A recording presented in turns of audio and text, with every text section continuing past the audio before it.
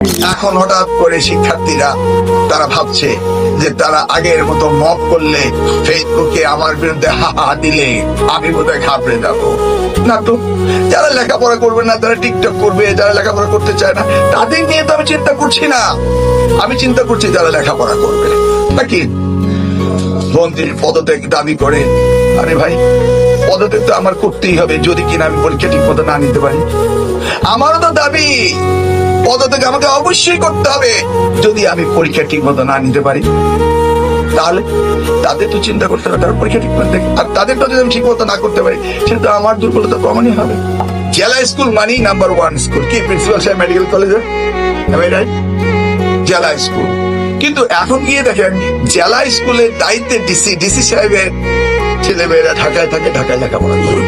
আমার মনে হয় এটাও ম্যান্ডেটরি করে দেওয়া উচিত জনপ্রশাসন থেকে, যারা জেলার দায়িত্বে থাকবেন তাদের ছেলে মেয়ে জেলা স্কুলেই পড়তে হবে, তাই না? তাহলে নিজের ছেলে মেয়ে ভালো পড়ে, এই জন্য এগুলি খুব মাইক্রোস্কোপিক ব্যাপার, কিন্তু এগুলি আমাদের দেখতে হবে। এই যে মঞ্চে বসে আছি প্রিন্সিপাল সাহেব মেডিকেল কলেজে, একজন আমার টেক্সট পাঠাচ্ছে স্কুল বন্ধ করে দিন, 166 জন মারা গিয়েছে।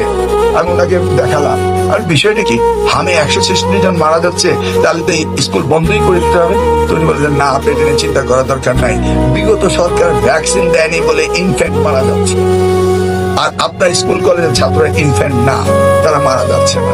এই যে মানুষের রং পারসেপশন, এটা উনি ক্লিয়ার করলেন, তাই না? তবে ভাই খুব মনে থাকবে আপনাদের রাজশাহীর কথা। আগেও রাজশাহী আসতাম, এবারও আসছি অনেকদিন পরে। এই অপচয় কিভাবে করা যায়, কোন সূত্রে করা যায়, এইটা রাজশাহী মডেল সকলকে নিতে হবে।